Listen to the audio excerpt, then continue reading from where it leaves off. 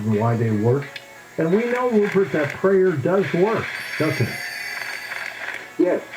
Well, it certainly works for the people who pray, in the sense that people who pray have many benefits from it. It doesn't always work in the sense of what you pray for comes true. I mean, after all, if everyone who's prayed for healing survived, and no one has ever died, you know. So there's a limit to what prayer can achieve, just like there's a limit to what modern medicine can achieve. If modern medicine was totally successful, no one would ever die either. But the effects of prayer work at different levels, and sometimes the critics of it, the scientific critics, say, well, it's nothing but a placebo effect, you know, like a blank pill in a clinical trial. But the fact is that placebos work. So even if you want to dismiss it as nothing but a placebo effect, placebo effects work better than nothing at all. And so I think the effects of prayer have the effect of connecting us and making us feel more connected, and that itself is healing. So anyway, I myself pray every day. I think it's very important practice. I meditate in the mornings and I pray in the evenings. And I think prayer and meditation are complementary to each other. I think of meditation like breathing in. You're withdrawing your attention from the world. Prayer like breathing out. You're connecting to a spiritual source and then connecting with the things in the outer world that concern you and you want to bring to mind and into a kind of spiritual connection. How long do you pray? Well, I don't have a clock timing it. I think about 20 minutes or so before I go to bed. Yeah. And you say animals have an influence on us too. Tell me. Well, in my book, Ways to Go Beyond and Why They Work, I have a chapter called Learning from Animals. And I think that we can learn spiritually from animals in several ways. One is they can teach us a kind of humility because they're better at so many things than we are, you know, better sense of smell, gibbons leaping from tree to tree, far more graceful in their movements and skilled. Birds can fly and we can't, except with cumbersome machines like planes. And so there's that aspect. There's the fact they're much more psychic than we are, much more telepathic. And as you know, I wrote a book called Dogs That Know When Their Owners Are Coming Home, about the telepathic abilities of dogs, cats, horses, parrots, and other animals. They have a better sense of direction. Homing pigeons can home from 600 miles a day in a single day from an unfamiliar place. But they also have a spiritual effect. And as I was saying earlier about sports, one of the points of many spiritual practices is to come into the present, not to spend one's time worrying, fretting, you know, the wandering mind. And animals don't have the kinds of ongoing thoughts that we do. They're much more in the present anyway, and they can bring us into the present. You know, if you're sitting there and with a cat on your lap purring, if you sort of tune into the cat is telling you it's perfectly happy to be where it is, right there, right now. And it's not worrying about something, it's just in the present. And if you sort of tune into the cat, it brings you into the present. And cats have a very healing effect, as dogs do. And my wife had a cat called Remedy, that she called the cat Remedy because Remedy was a remedy and made her feel better if she was feeling depressed or ill or anything. So I think that's one of the main reasons, I think, why people keep dogs, cats and other animals, or horses. You know, if you're riding a horse, you're completely in the present. The horse is totally in the present and you're there with it.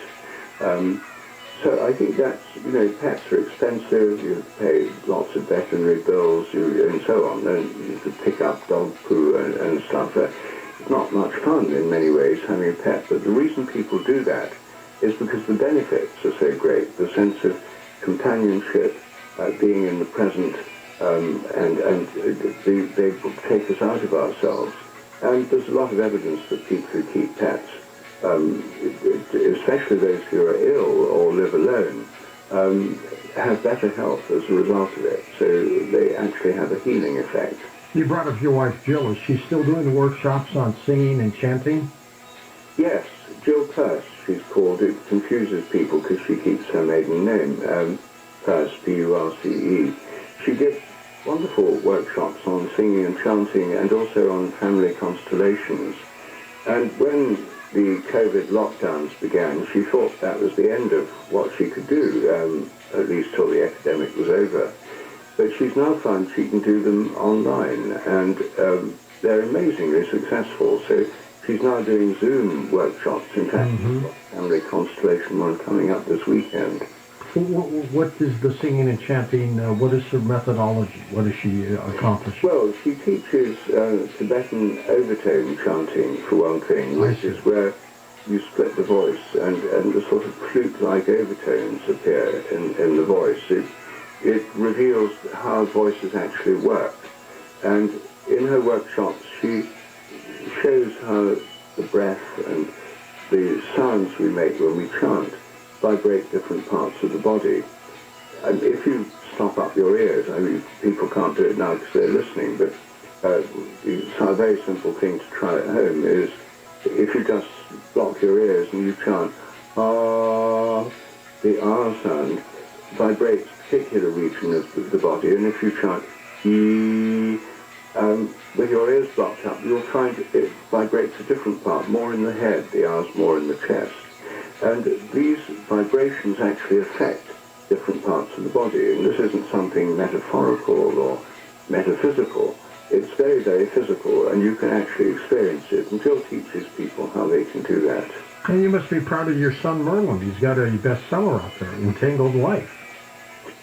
Well, he's doing very well with it, I must say. Merlin, like me, is a biologist, and he's got a PhD from Cambridge in tropical ecology. He works in Panama on the wood wide web, those underground fungal connections between tree roots. His book, Entangled Life, is basically about fungi, but it deals really with the whole philosophy of nature, how things are interconnected. It's brilliantly written. I mean, I'm amazed by it, actually. I think, how on earth did he do this? It's, he's very, very smart, but I just didn't know until he wrote this book he had such a gift for writing. And it's doing incredibly well. It's just come out in paperback here in Britain last week. That's great. You must be proud of it. Number 2 in the bestseller lists, in the Sunday Times bestseller list. For paperback non-fiction is number 2. So it is doing incredibly well. And Merlin has, he's very curious. And this is opening up all sorts of new opportunities for his research on fungi as well. So he's on a roll at the moment. Are some of these 7 spiritual practices, does psychedelics have anything to do with it? Yes, I think that for many people, I have a chapter called Spiritual Openings through Psychedelics and Cannabis. Some people have spiritual openings through the use of cannabis, or more powerfully through psychedelics. I did myself, in around 1970, when I was doing research in Cambridge. I first took LSD, and for me it opened up a vision of consciousness, an experience of consciousness, far greater than anything in my education or anything that I'd been told about or learned about. It's what, in fact, gave me an ongoing interest in spiritual topics. I took up transcendental meditation soon afterwards because I wanted to explore consciousness from within, without drugs.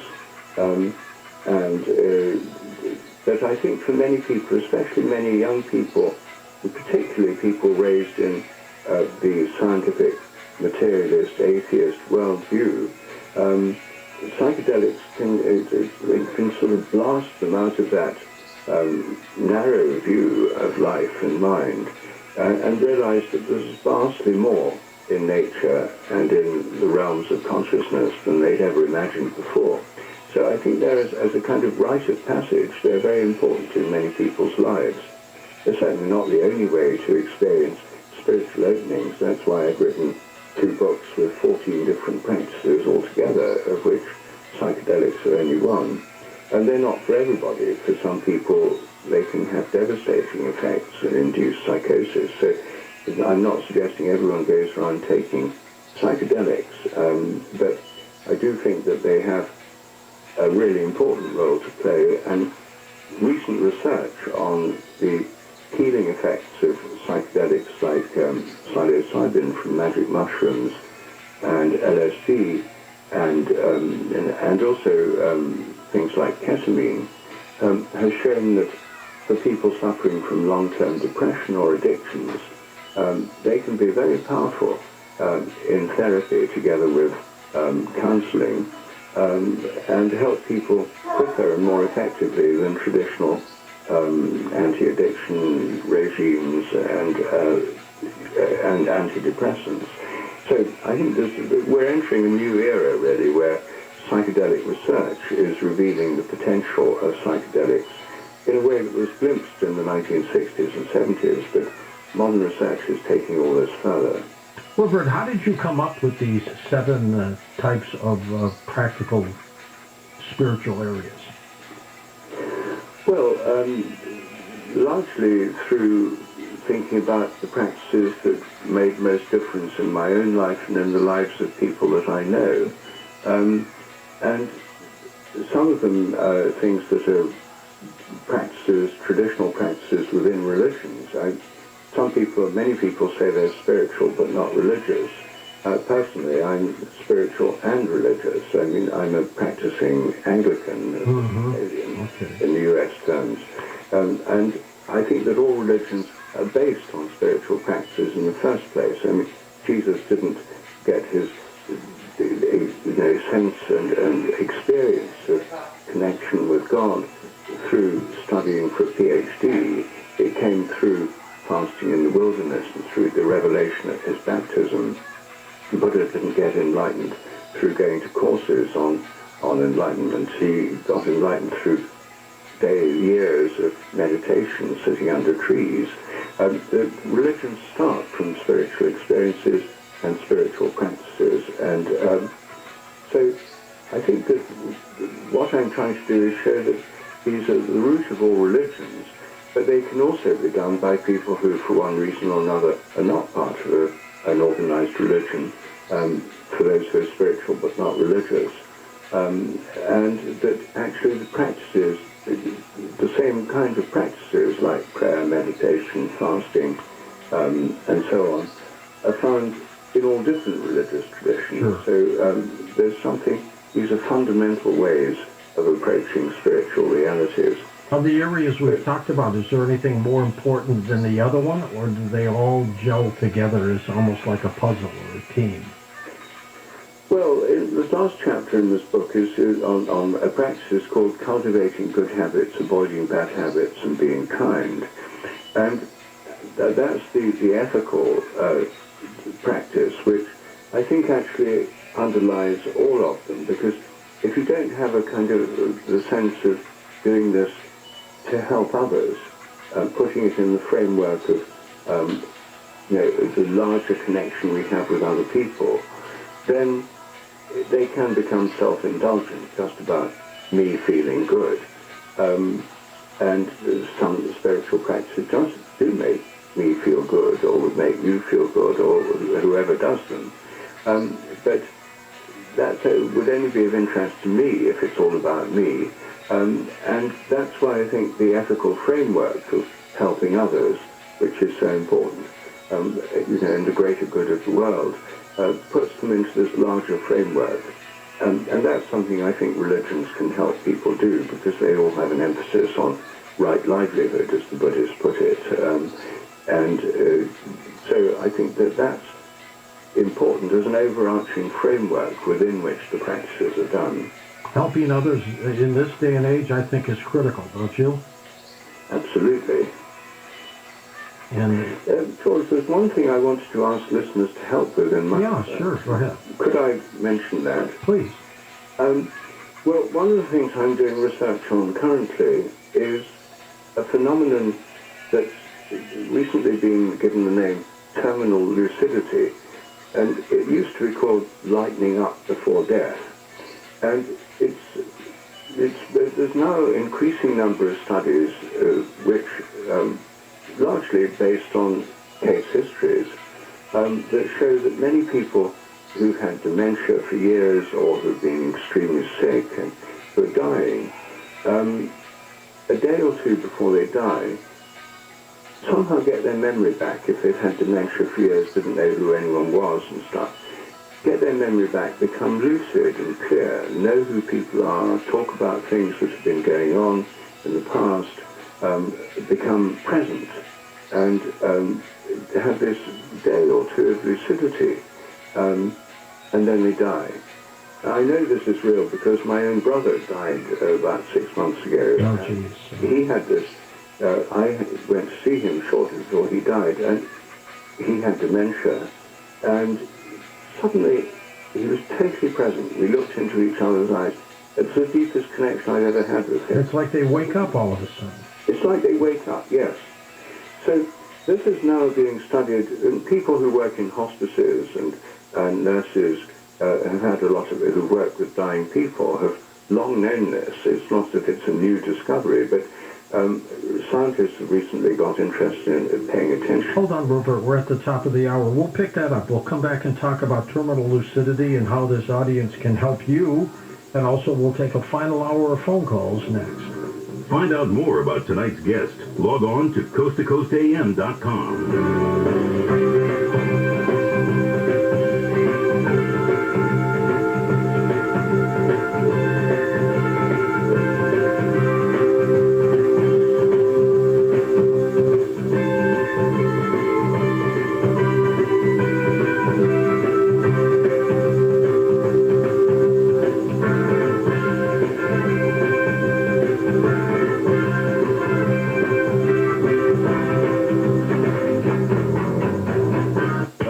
Try it again. This thing is, it's acting up. It's gonna be good. Watch. Oh, never mind. Oh, here we go. No, stand by.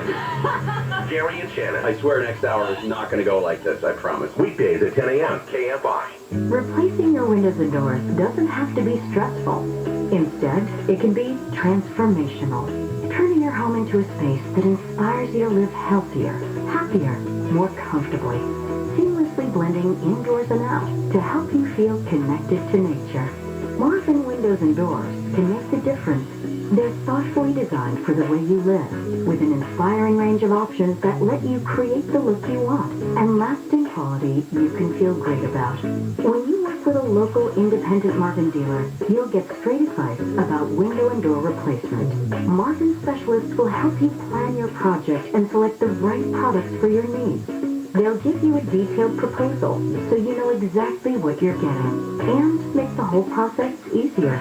If you're ready to transform how your home feels with windows and doors you feel great about, schedule your free consultation at replacementmadeeasy.com. That's replacementmadeeasy.com. With record low interest rates, is it still wise to pay off your home, or has it become unwise? Wall Street says money never sleeps. Well, your home equity is in a coma. It's earning zero. Record low interest rates have created enormous opportunity for homeowners to borrow equity and move into alternative investments. It may have made a lot of sense when interest rates were 6 or 8% to make it your highest priority to pay your home off. But with these record low rates, it's no longer wise. It's a timeless understanding that buying low and selling high is the way to gain wealth. How about borrowing low and investing in higher returns? Call HMS Capital today. With their razor-sharp interest rates, they're confident they're going to earn your business. No appraisal fee, no application fee. So phone them up right away. 833-255-5698. 833-255-5698. That's 833-255-5698. Or visit hmscapital.com. HMS Capital Funding is a DBA of Golden Empire, payment and ID number 2427. HMS Capital is licensed by the Department of Financial Protection and Annexation under the California Residential Mortgage Lending Act. License number 0130360. Equal housing lender.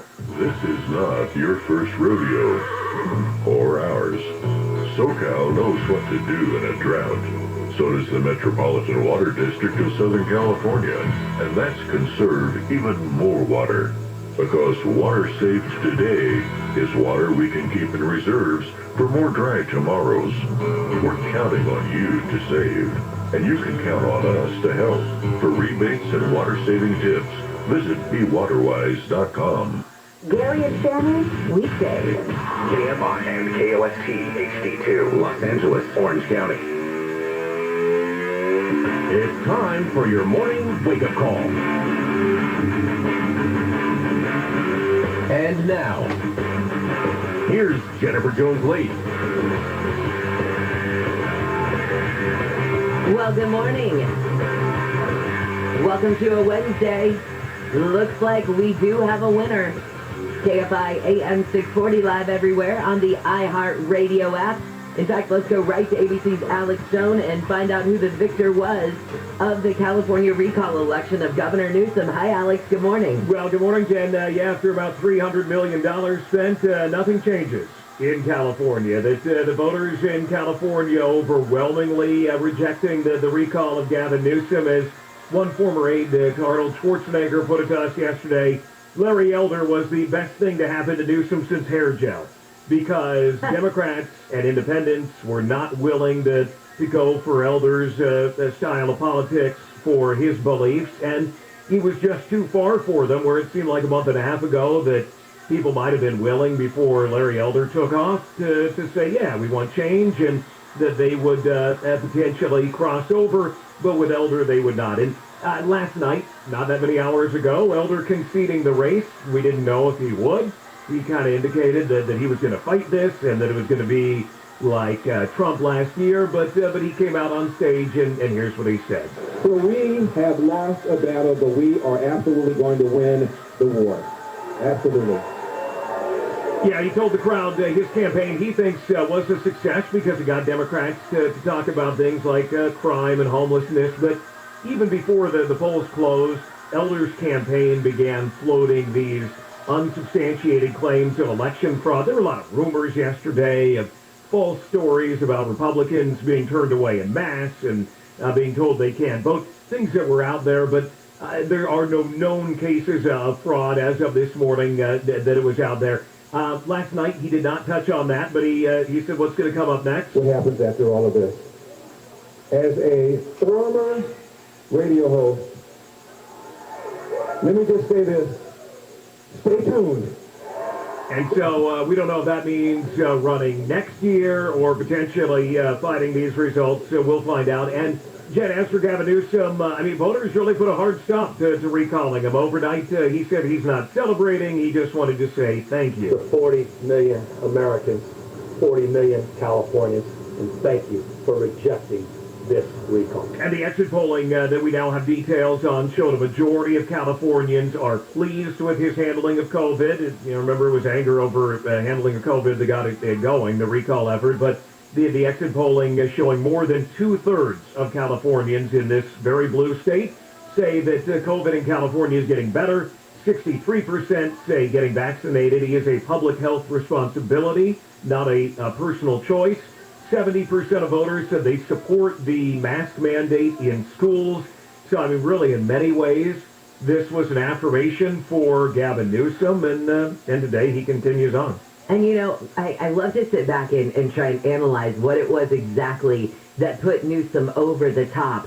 Was it the fact that he got these heavy hitters, these Elizabeth Warrens and Bernie Sanders and Kamala Harris, and even at the last minute, the president to come in? Did that make any difference? I don't know, but do you think it does make any difference? It seems like you're going to believe what you're going to believe. That you're not going to say, I'm going to go for Larry Elder, and then Elizabeth Warren flies in, and you go, never mind, I'm going the other way. That they've got to do it. It pumps up Democrats, maybe more of a turnout game than actually changing minds. That Democrats really weren't paying a lot of attention to this recall up until a couple of weeks ago, and that having the big names that would have, Democrats would have voted for Gavin Newsom anyway, but they might not have voted because they weren't enthusiastic about it, that it gets them pumped up. Maybe that does make a difference, but actually changing minds, I don't know. Does that really go on? I was going to agree with you on that, and it's those big heavy hitters. How much did that cost to get those people on board? Because, those ads aren't cheap, that's for darn sure. And you talk about the $300 million price tag of this,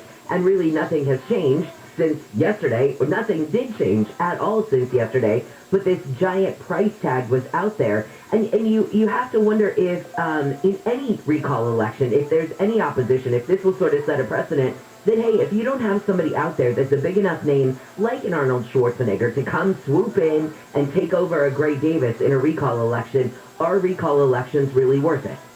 Yeah, well, and I think you also have to look at Arnold Schwarzenegger. Granted, California was very different. In 2003, was I think like 36% Republican, and now it's 24%.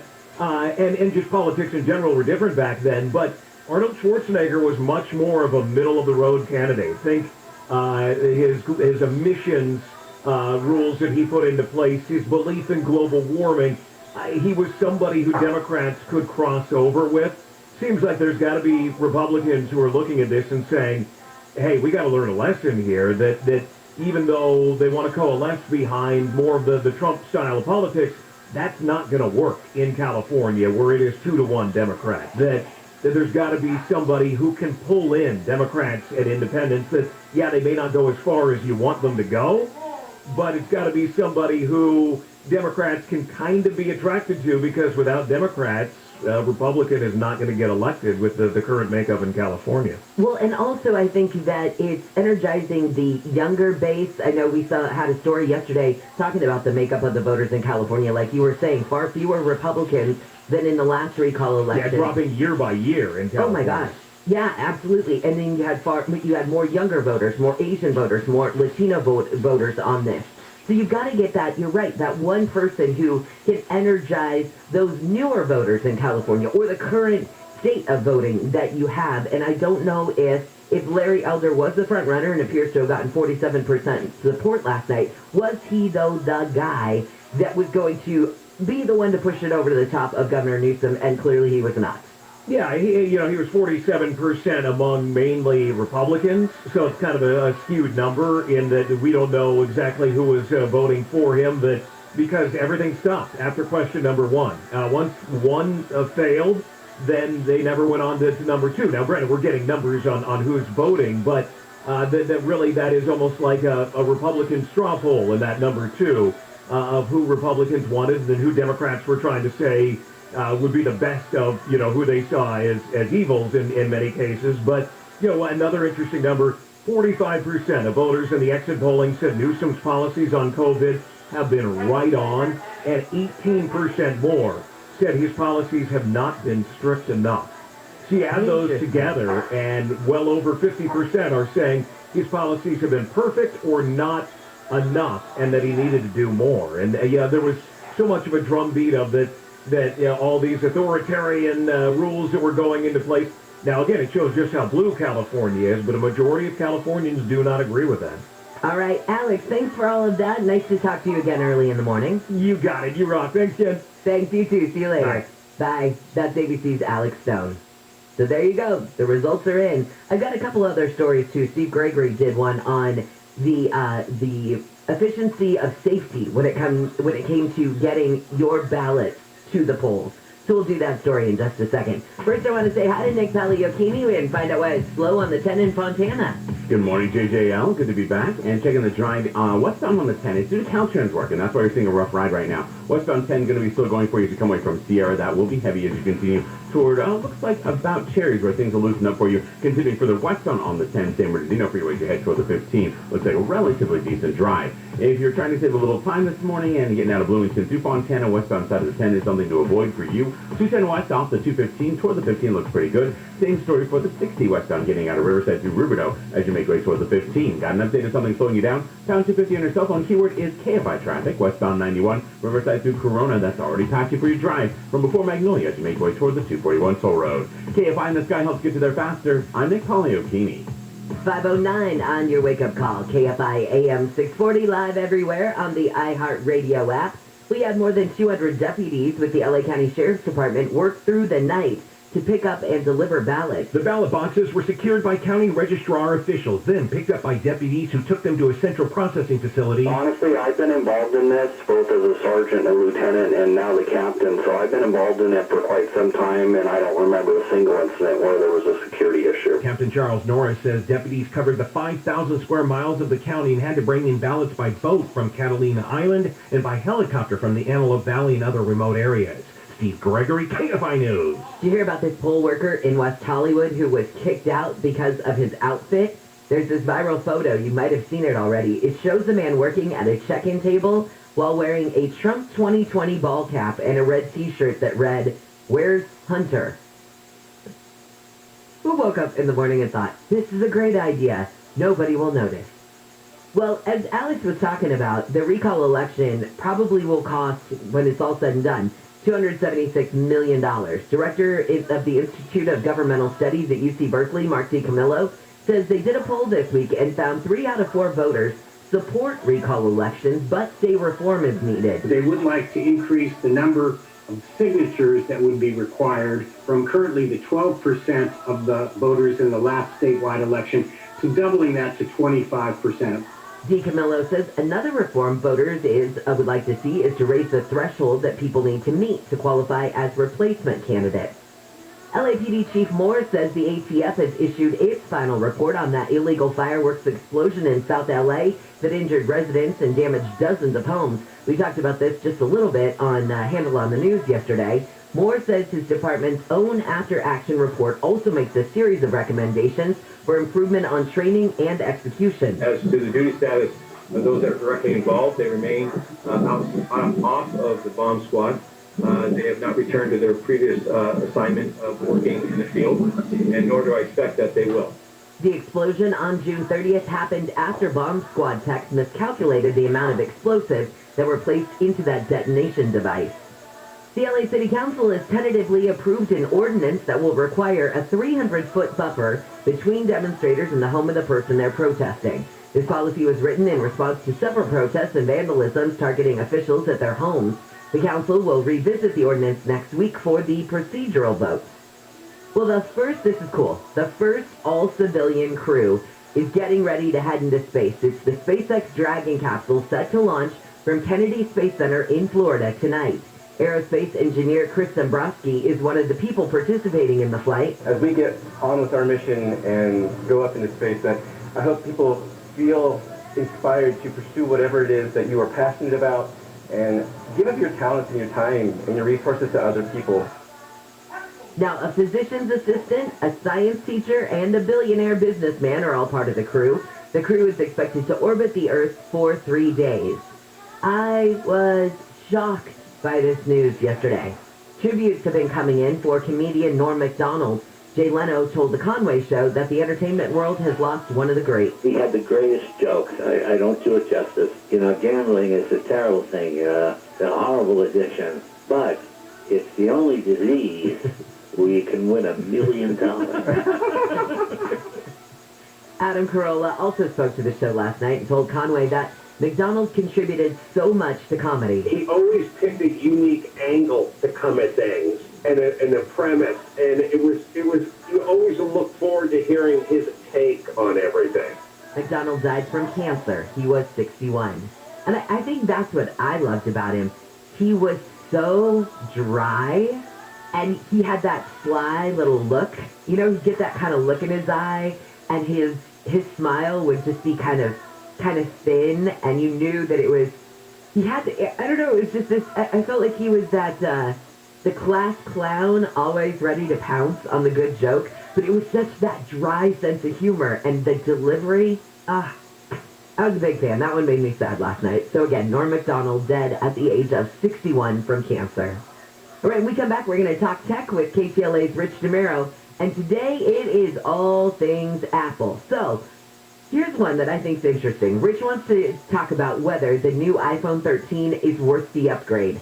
I'm a big proponent of this one because if I'm going to put out that kind of cash for a piece of technology, I need to know that, okay, is this the one that I should put the money on, or should I wait until next year? So Rich will talk about that. Also, he'll go over some of the new Apple Watch features, including some of the new features for bikers, and specifically to my news director, Chris Little.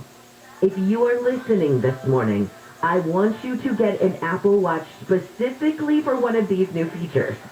I will be calling him out, and I will also be telling you why I'm calling him out and why you should follow Chris on Instagram. It will make sense after that. And also, Apple Plus Fitness is getting some new workouts, including group workouts. All those stories coming up with Rich in just a couple of minutes. Back to Nick, who's it's now slow on the 91. Gee, that's a shocker. Right, and looking at the drive, Jen. Westbound side of the 91 Riverside through Corona. Going to be heavy stretches of slowing for you. Knock on wood, maybe something happening right around the 15, heading westbound on the 91 just before it. Possible big rig off to the right shoulder, so a bit of an attention getter for you there. But otherwise, looks like it's lanes clear and just your morning drive is starting to heat up as you're making your way westbound along the 91. Again, through Riverside from before Magnolia. Continuing through Corona as you head toward the 241 Full Road. Beyond that, as you make your way through the Santa Ana Canyon, Yorba Linda, and Anaheim Hills, continuing toward the 55, looks like a pretty decent drive getting into the Orange County area. Still slow going for your drive through Fontana, westbound side of the 10, same with the Dino Freeway, coming away from Sierra as you make your way toward Cherry. That's due to Caltrans crews wrapping up shopping in the area. KFI and the Sky helps get you there faster. I'm Nick Poliokini. This report is sponsored by Mercury Insurance. 9 out of 10 Mercury Insurance customers renew each year. That means Mercury is pretty good at what they do, like saving you money and providing stellar customer service. Get a quote today at mercuryinsurance.com. Mercury Insurance. Smart insurance for smart people. It's Colin Coward. Here's what's trending for My Heart Sports Network, presented by Mercedes-Benz.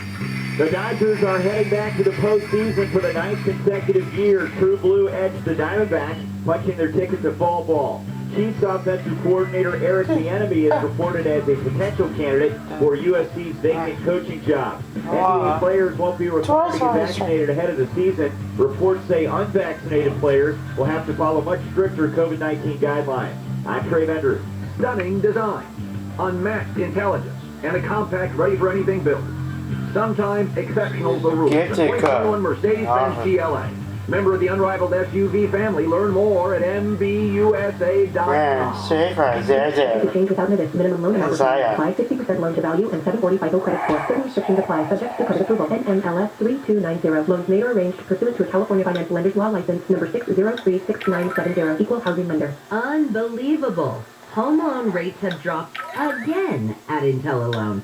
Today, IntelliLoan is offering a 1.875% rate in the APR with no points and no lender fees. Did you hear that? A 1.875%. Don't think you qualify? I bet you haven't called IntelliLoan. You don't have to have perfect credit to get this great home loan.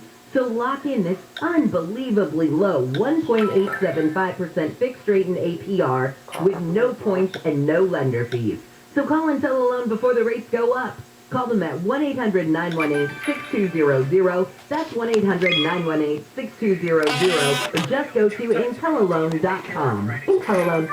Borrow smart. I had an electrician over at the house the other day. He pops open the panel on the side of the house and he goes, "Whoa, you have solar max technology?" And I said, "Yep, had it for a few years." And he says, "How is it?" And I said, "It's unbelievable." And he immediately cranked the temp down to 60 degrees. He did, because with my solar max panels, my electricity is practically free. Solar Max is local. They're right here in Southern California. They've got the best products and the best